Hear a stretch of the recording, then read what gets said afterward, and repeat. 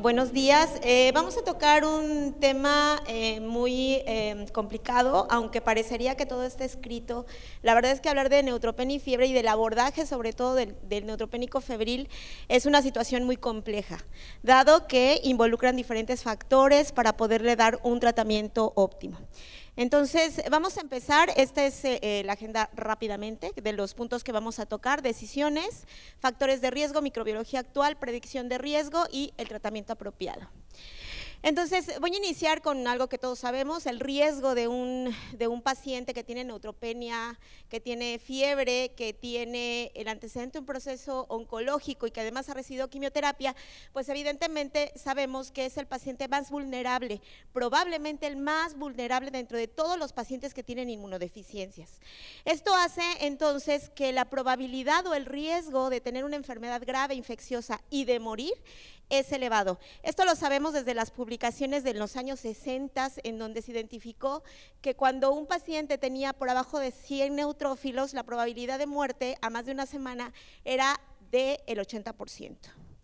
De ahí entonces que han aparecido estrategias de abordaje temprano con la finalidad de disminuir esta mortalidad. Hoy sabemos que de los pacientes que tienen tumores sólidos, entre el 10 y el 50% van a ser una bacteremia en algún momento, el 80% en el caso de aquellos pacientes que tienen enfermedades hematológicas, oncológicas.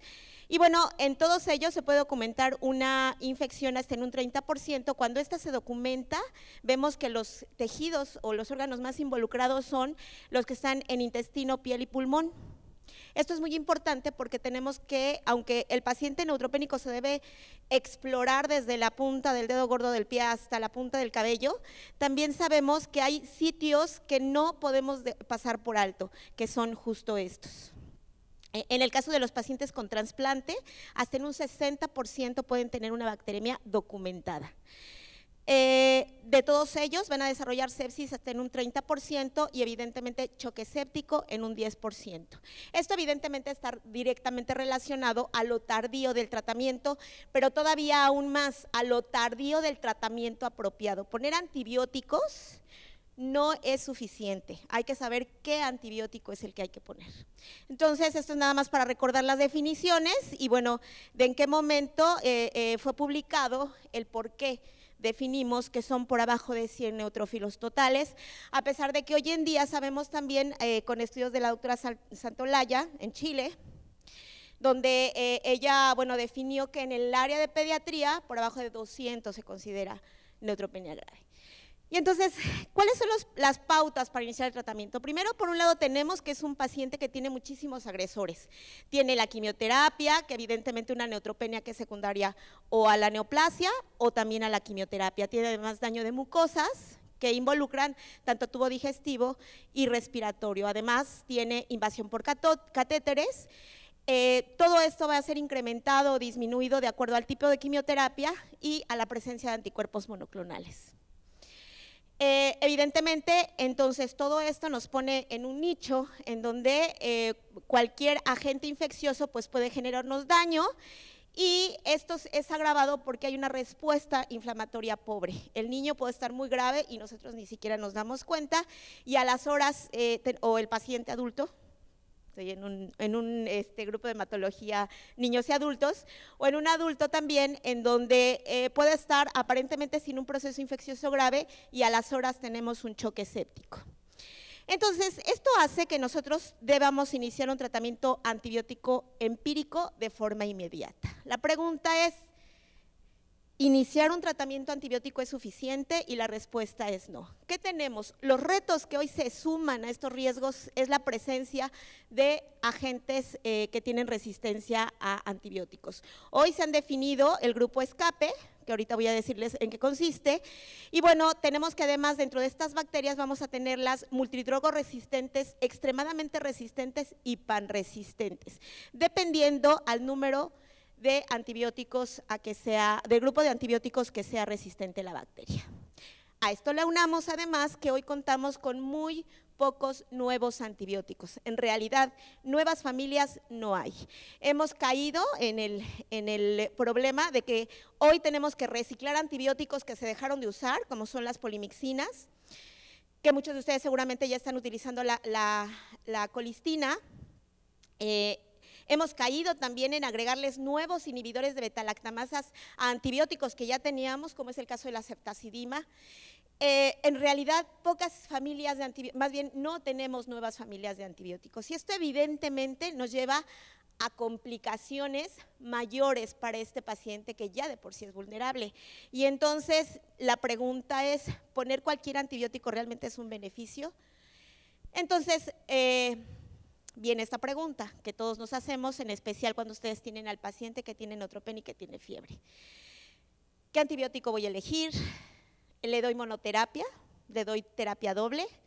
¿O le doy vancomicina o no le doy vancomicina? Y los siguientes 10 minutos espero poderles explicar, 10 minutos porque después vamos a pasar a otra cosa,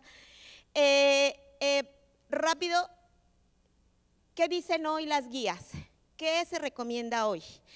¿Y cuál es la evidencia de por qué se recomienda? Y entonces, descrito por Piso, desde los años 80, pues él decía que ¿qué necesitamos para dar un tratamiento adecuado? Bueno, un antibiótico que sea bactericida, cosa que no aplica, por ejemplo, a la colistina, a la tigecyclina, un antibiótico de amplio espectro, además que tenga actividad anti-pseudomonas, y además que tenga una mínima toxicidad, que tampoco aplica a la colistina, la vancomicina, los aminoglucósidos y otros.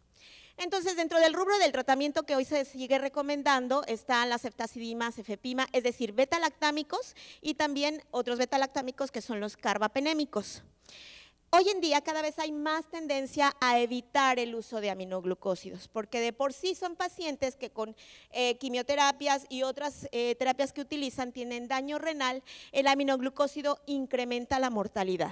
Hoy hay diversos estudios, incluso grandes metaanálisis que involucran pacientes neutropénicos y pacientes no neutropénicos, en donde se ha demostrado la poca utilidad que tiene y el mínimo impacto sobre el pronóstico de un paciente cuando se utiliza terapia doble.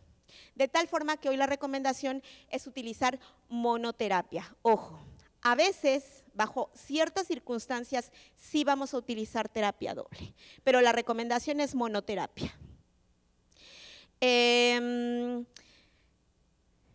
Estos son los estudios que les comento y bueno, donde se hicieron varios estudios en donde compararon terapia única, terapia doble y se encontró que no hay gran impacto. Por supuesto, hablar de ceftazidima tiene ciertas puntualidades que es muy importante que abordemos, dentro de las cuales incluyen la actividad y la potencia. A veces decidimos un antibiótico solamente porque decimos tiene espectro y lo cubre. No es suficiente.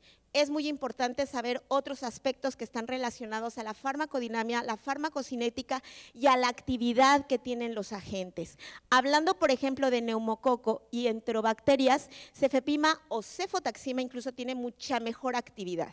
Ceftazidima es un antibiótico anti-pseudomonas.